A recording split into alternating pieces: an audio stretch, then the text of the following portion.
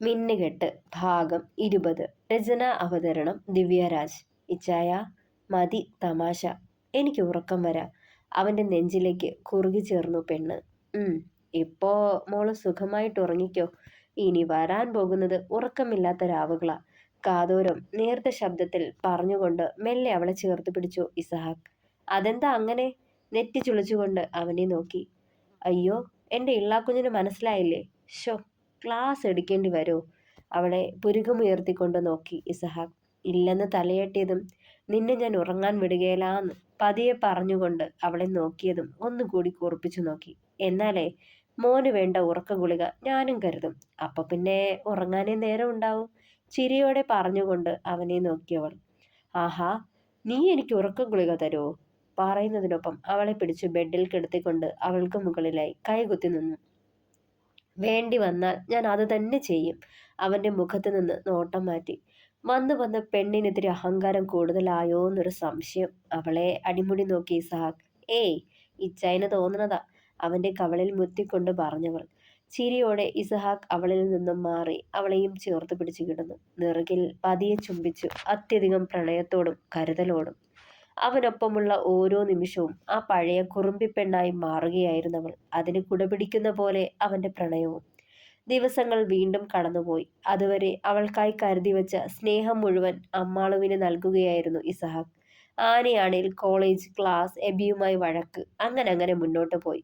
അമ്മുവിൻ്റെയും ഇസഹാക്കിൻ്റെയും പ്രണയ നിമിഷങ്ങൾ ദൂരെ നിന്ന് കണ്ട് അസൂയപ്പെടുകയായിരുന്നു എഡ്ഡി. അവളെ നഷ്ടപ്പെടുത്തിയതോർത്തുള്ള കുറ്റബോധവും ഇസഹാക്കിനോടുള്ള പകയും അവനിൽ ദിവസം ചെല്ലുന്തോറും വളർന്നുകൊണ്ടേയിരുന്നു. കുറച്ചു നാൾ കൊണ്ട് തന്നെ കുരിശുമറ്റത്തെ എല്ലാവരുടെയും ഹൃദയത്തിൽ തന്നെ സ്ഥാനം പിടിച്ചു അമ്മാളു. കത്രീനാമ്മയ്ക്ക് പഴങ്കഥ കെട്ടഴിക്കാൻ ആളെ കിട്ടിയ സന്തോഷമാണെങ്കിൽ, പുതിയതായി ഉണ്ടാക്കുന്ന വിഭവങ്ങൾ ടേസ്റ്റ് ചെയ്ത് അഭിപ്രായം പറയാൻ ആളെ കിട്ടിയ സന്തോഷമായിരുന്നു സോഫിക്ക്. ആനിക്ക് പിന്നെ കത്തിയടിച്ച് നേരം കളയാൻ കൂടി സമയമില്ല. പ്രോജക്റ്റ്, അസൈൻമെൻറ്റ്, സെമിനാർ, അങ്ങനെ. അമ്മുവിന് ലീവാണെങ്കിലും അസൈൻമെൻറ്റും പ്രോജക്റ്റും തുടങ്ങിയ ഇൻറ്റേർണൽ വർക്കുകളൊക്കെ ചെയ്തു കൊടുക്കുന്നത് ഇസഹാക്കാണ്. ആനി പറഞ്ഞു കൊടുക്കുന്നത് അതേപടി പേപ്പറിലേക്ക് പകർത്തി കൊടുക്കും. എത്ര തിരക്കായാലും അമ്മുവിന് വേണ്ടി സമയം കണ്ടെത്താറുണ്ടവൻ.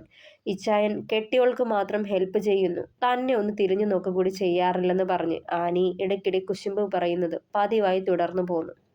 എല്ലാ ആഴ്ചയും ഹോസ്പിറ്റലിൽ ചെന്ന് ചെക്ക് ചെയ്യാറുണ്ടെങ്കിലും അമ്മാളുവിൻ്റെ കൈക്ക് പൊട്ടലുണ്ടായതുകൊണ്ട് സുഖപ്പെടാൻ സമയമെടുക്കുമെന്ന് ഡോക്ടർ പറഞ്ഞിരുന്നു.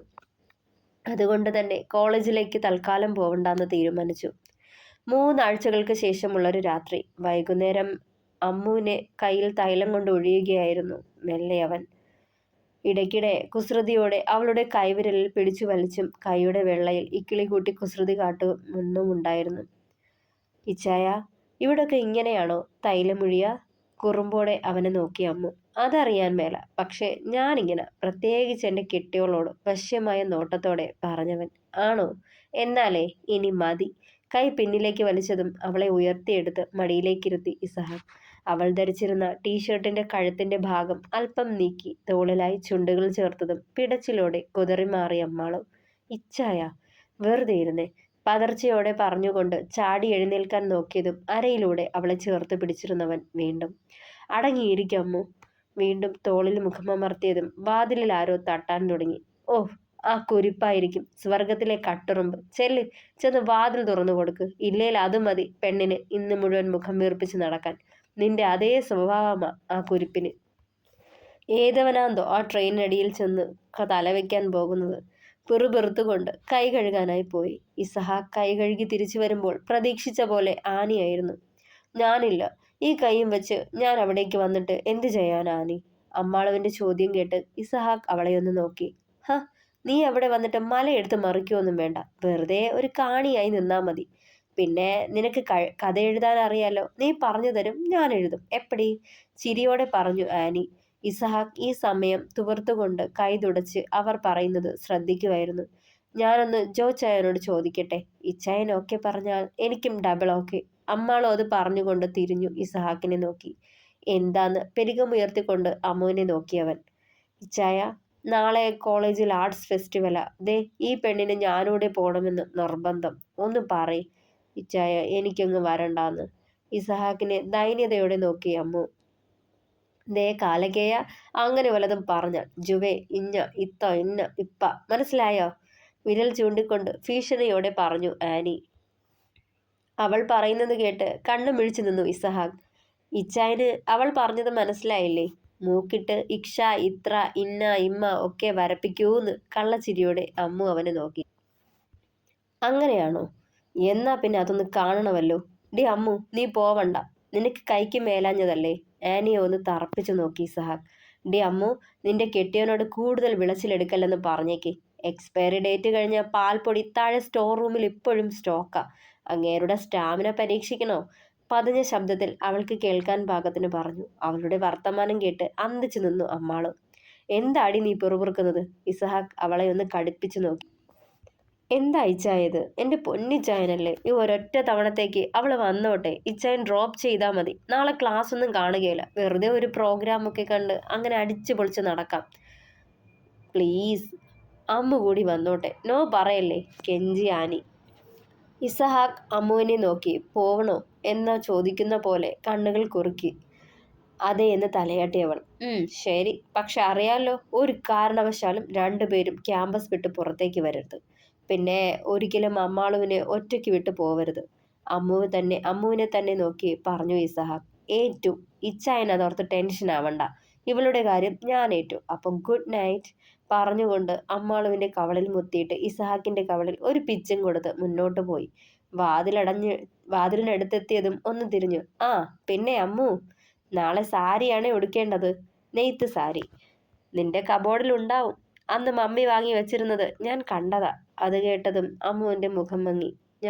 ഞാൻ എങ്ങനെ സാരി ഉടുക്കാനാ? ഒറ്റയ്ക്ക് കൈയും വെച്ച് കൈയിലേക്ക് നോക്കി പറഞ്ഞതും. അതിനല്ലേ നിന്റെ കെട്ടിയോൻ ഭാര്യയെ സാരി ഉടുപ്പിക്കാനൊക്കെ കാലകേയൻ അറിയാം അല്ലയോ ഇച്ചായ? കുറുമ്പോടെ പറഞ്ഞതും കാലകേയൻ നിന്റെ കലിപ്പിൽ പറയാൻ തുടങ്ങിയവൻ. ബാക്കി നിങ്ങൾ പറയില്ല മിച്ചർ. കാരണം നിങ്ങളുടെ തന്ത തന്നെയാണ് എൻ്റെയും തന്ത. ഈ ചിരിയോടെ താഴേക്ക് ഓടി പോകുന്നവളെ ചിരിയോടെ തന്നെ നോക്കി നിന്നു ഇസഹാക്ക്. ഈ പെണ്ണ് കുറുമ്പ് കൂടുതലാ. ആ ചെക്കൻ്റെ കാര്യത്തിൽ ഇവള് തീരുമാനമുണ്ടാക്കും. ചെക്കനോ? ഏത് ചെക്കൻ? അമ്മാളോത് ചോദിച്ചതും പെട്ടെന്ന് നാവ് കടിച്ചവൻ. ഓ അതോ, ഭാവിയിൽ ഇവളെ കെട്ടാൻ പോകുന്നവനെ ഇളിയോടെ പറഞ്ഞൊപ്പിച്ചു. അങ്ങനെ അമ്മാള് ഒന്ന് പുഞ്ചിരിച്ചു. എങ്ങനെ പറഞ്ഞുകൊണ്ടേ അവളെ വലിച്ച് നെഞ്ചിലേക്ക് ചേർത്തു ഇസഹാക്ക്. അപ്പോൾ എങ്ങനാ? ഇച്ചായൻ സാരി ഉടുപ്പിച്ച് തന്നാ മതിയോ പൊന്നെ? കണ്ണിറുക്കി കുറുമ്പോടെ അവളെ ഒന്ന് ഒഴിഞ്ഞു നോക്കിയത്. നോ താങ്ക്സ്, എനിക്ക് നല്ലോണം സാരി ഉടുക്കാൻ അറിയാം കെട്ടിയോനെ. പതിയെ അവൻ്റെ തോളിലേക്ക് ചാഞ്ഞു. എന്നാലും എന്തേലും ഹെൽപ്പ് വേണമെങ്കിൽ ചോദിച്ചാൽ മതി, കള്ളച്ചിരിയോടെ പറഞ്ഞവൻ. ഓ, നിങ്ങളുടെ ദുരുദ്ദേശമൊക്കെ എനിക്കറിയാം. എനിക്ക് സോഫി ആൻറ്റി ഉടുപ്പിച്ച് തന്നോളും. ഓ, ആ പ്രതീക്ഷയും പോയി പറഞ്ഞുകൊണ്ട് ഇസഹാക്ക് മുന്നോട്ട് നടന്നു. ഇച്ചായ, ദേ ആനി താഴെ നിൽക്കാം. എന്നെ കണ്ടില്ലേൽ പ്രശ്നമാണേ. ഇനിയും നിന്നാൽ വൈകും. സാരി ഉടുക്കുന്നവളെ ചേർത്ത് നിർത്തി എത്ര ഫോട്ടോസ് എടുത്തിട്ടും മതിയായില്ല ഇസഹാക്കിന്. അടങ്ങി നിൽക്ക് പെണ്ണെ, ഒന്നുകൂടി പറയുന്നതിനൊപ്പം വീണ്ടും ഒരു ക്ലിക്ക് കൂടി ചെയ്തു. ഇറങ്ങിക്കോ, പോവാം ഫോണിൽ നോക്കി തന്നെ അവൻ പറഞ്ഞതും. ഹൗ സമാധാനം. ടേബിളിന് മുകളിൽ നിന്നും ബാഗ് കയ്യെത്തി എടുത്തുകൊണ്ട് അമ്മാള് പോവാനാഞ്ഞു. അവൻ അവളെ അരയിലൂടെ ചുറ്റി തന്നിലേക്ക് ചേർത്തു. വീണ്ടും ഒരു പിടപ്പോടെ അവനെ മിഴികളുയർത്തി നോക്കി അമ്മാള്. ഇനി എന്താ ഇച്ചായ? ചുണ്ടു കൂർപ്പിച്ച് ചോദിച്ചതും എനിക്കുള്ളത് കൂടി തന്നേച്ച് പോയടി പെമ്പർന്നോളെ. എന്ത്? നെറ്റി ചുളിച്ചതും അവളുടെ മുഖത്തേക്ക് മുഖം അടുപ്പിച്ചുകൊണ്ട് അധരത്തിലൂടെ പെരുവിരലാൽ തഴുകിയവൻ. എന്നാന്നറിയാൻ മേലായോ പൊന്നെ? കള്ളനോട്ടത്തോടെ പിരികമുയർത്തി അവളെ നോക്കി. നാണത്തോടെ മുഖം കുനിച്ചു നിന്നു അമ്മാളും. പതിയെ അവളിലേക്ക് അടുത്തുകൊണ്ട് അവളുടെ അധരം കവർന്നവൻ. വാതിലിൽ തുടരെ തുടരെയുള്ള തട്ട് കേട്ടതും മനസ്സില്ല മനസ്സോടെ അവളെ വിട്ടുമാറി. ഈ കുരുപ്പിനെ ഇന്ന് ഞാൻ പറഞ്ഞുകൊണ്ട് വാതിലിനടുത്തേക്ക് നടന്നവൻ.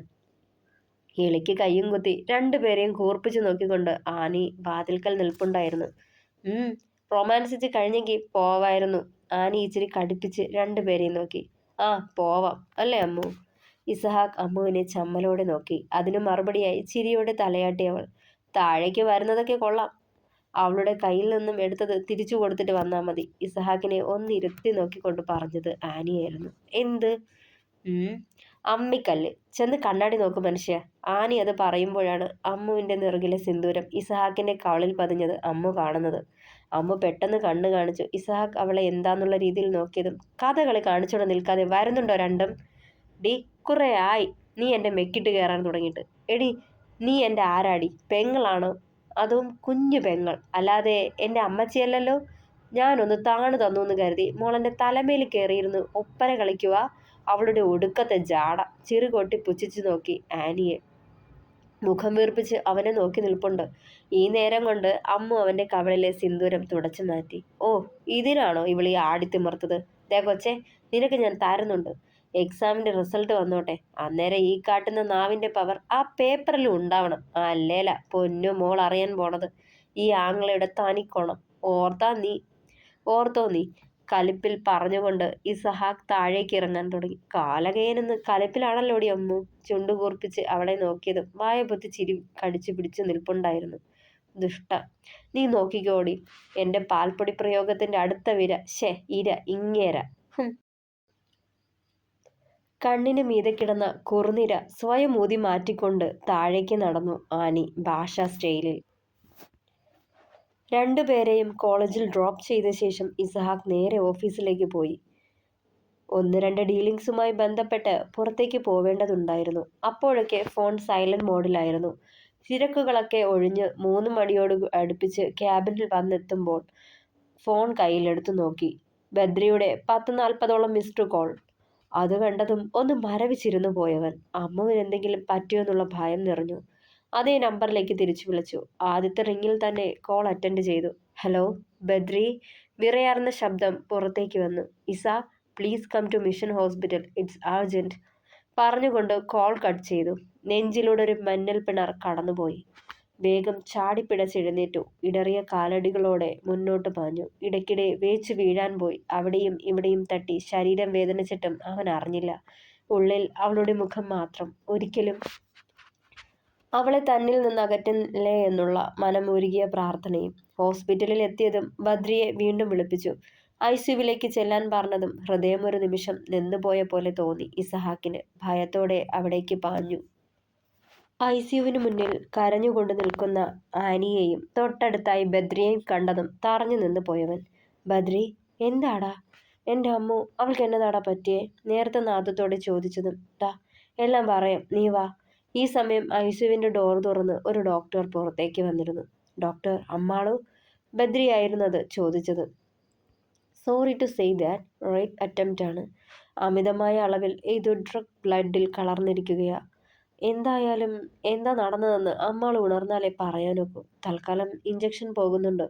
ഇപ്പോൾ ഭയപ്പെടുന്ന പോലൊന്നുമില്ല. നമുക്ക് നോക്കാം. ഇസഹാക്കിന്റെ തോളിൽ തട്ടി അത് പറഞ്ഞതും നടുക്കത്തോടെ നിൽപ്പുണ്ടായിരുന്നവൻ എന്തൊക്കെയാ ബദ്രി അയാൾ പറഞ്ഞിട്ട് പോയേ? അപ്റ്റൻഡോ? അതും ഈ ഈ ഇസഹാക്കിന്റെ പെണ്ണിനെയോ? No never. നുണയാവും അല്ലേ ബദ്രി? പുലമ്പലോടെ പറഞ്ഞു നിർത്തവേ നേർത്തൊരേങ്ങലായി പുറത്തേക്ക് വന്നു ശബ്ദം. സർവവും തകർന്നവനെ പോലെ നിലത്തൂർന്നിരുന്നവൻ. അങ്ങനെ ഒന്നും സംഭവിച്ചില്ലല്ലോ. അതിനു മുന്നേ അവളെ രക്ഷിക്കാൻ കഴിഞ്ഞില്ലേ? ബദ്രി അവനെ സമാധാനിപ്പിച്ചു. ഈ സമയം ആനിയും അവനടുത്തേക്ക് വന്നു. ഇച്ചായ വിളിച്ചുകൊണ്ട് അവൻ്റെ തോളിൽ ചാഞ്ഞിരുന്നു കരയാൻ തുടങ്ങി. ഞാൻ പറഞ്ഞിരുന്നതല്ലേ ആനി, അവളെ ഒറ്റയ്ക്ക് വിടരുതെന്ന്. എന്നിട്ടും അനുസരിച്ചില്ലല്ലേ? പുറത്തേക്ക് ഇറങ്ങിയിട്ടുണ്ടാവും അല്ലേ?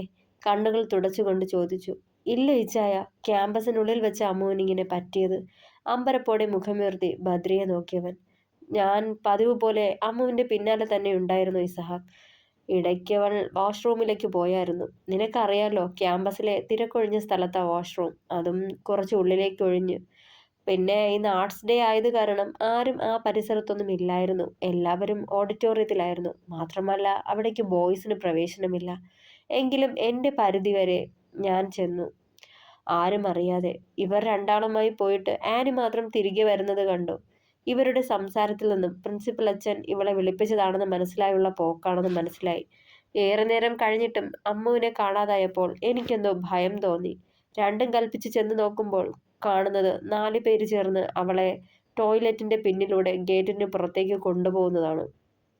ഞാൻ ഓടി എത്തുമ്പോഴേക്കും അവർ അവളെ റോഡിൽ നിർത്തിയിട്ടിരുന്ന ധാറിൽ കയറ്റി സ്റ്റാർട്ടാക്കുകയും ചെയ്തു. ഞാൻ വേഗം ചെന്ന് എൻ്റെ ബുള്ളറ്റും എടുത്ത് ധാറ് പോയ വഴിയെ പാഞ്ഞു. വേഗത്തിൽ ചെന്നു. ഏറെ ദൂരം പിന്നിട്ടതും പഴയൊരു കെട്ടിടത്തിന് മുന്നിലായി നേരത്തെ കണ്ട ധാർ ഒതുക്കിയിട്ടിരുന്നു.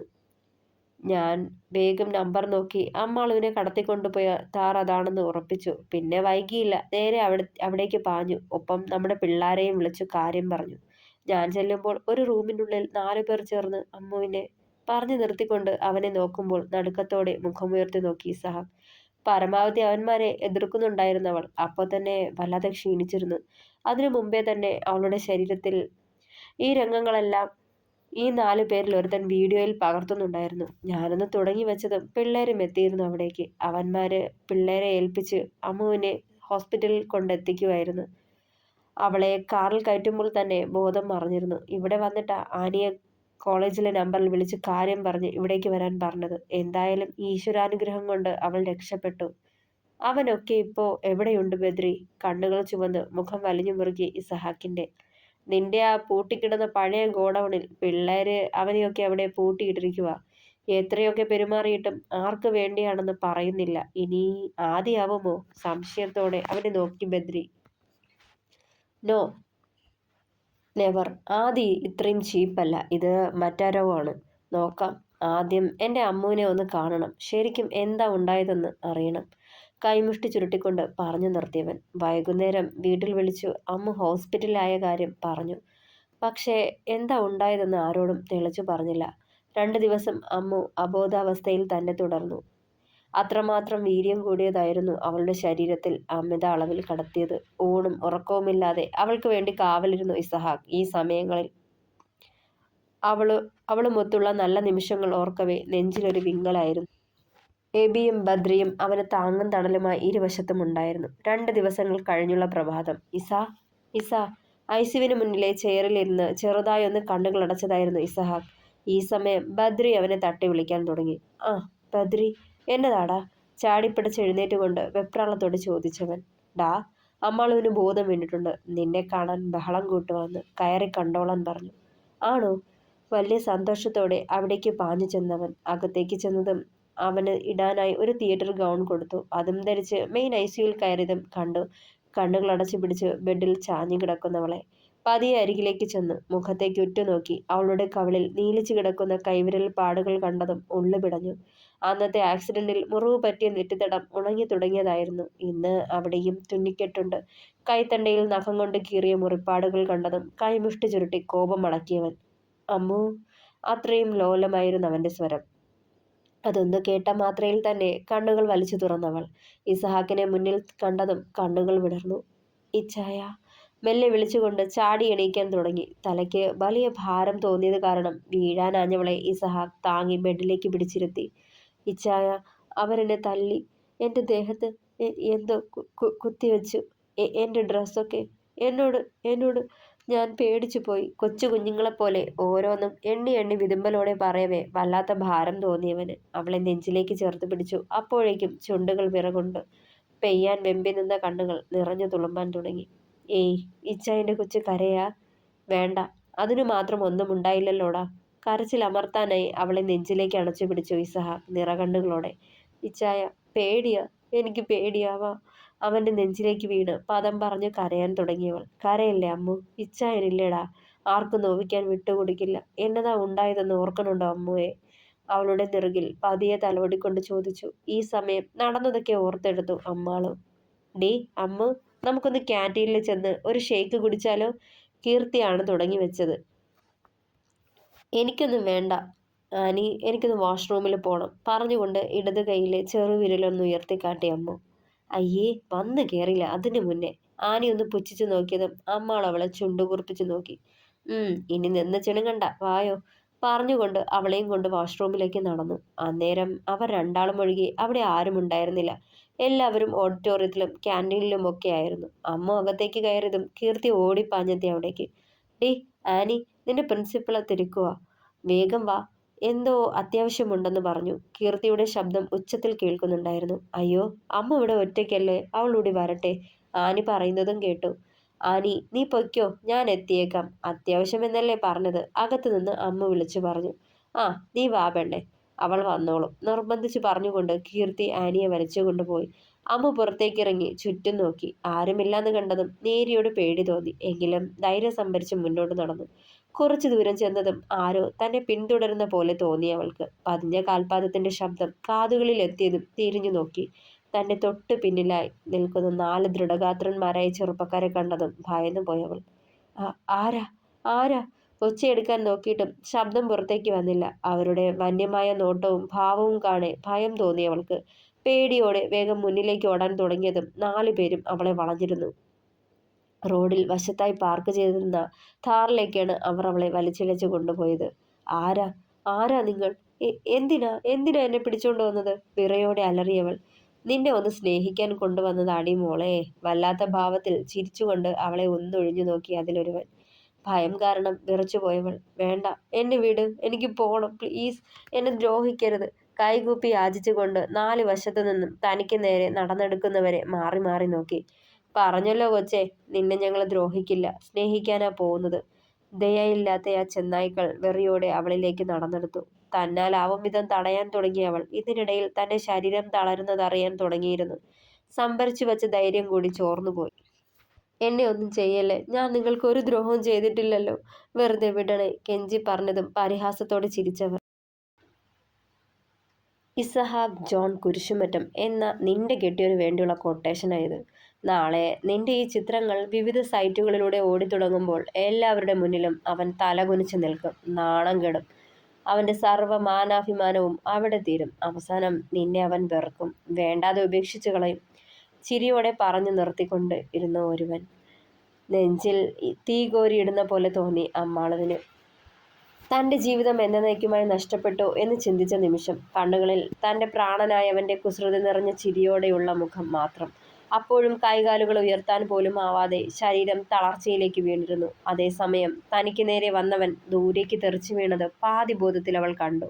തന്നെ പിച്ച് ചീന്താൻ ഊഴം കാത്തു നിന്നവന്മാരെയെല്ലാം നിമിഷങ്ങൾ കൊണ്ട് ചവിട്ടി മെതിക്കുന്നൊരുവന്റെ കണ്ണിലെ രൗദ്രഭാവം തെല്ലമ്പരപ്പോടെ അവൾ നോക്കിക്കൊണ്ട് കിടന്നു. താനേറെ ഭയപ്പെട്ടവൻ തന്നെ ഇന്ന് തന്നെ രക്ഷകനായി എത്തിയോ എന്നുകൂടി ചിന്തിച്ചുപോയി.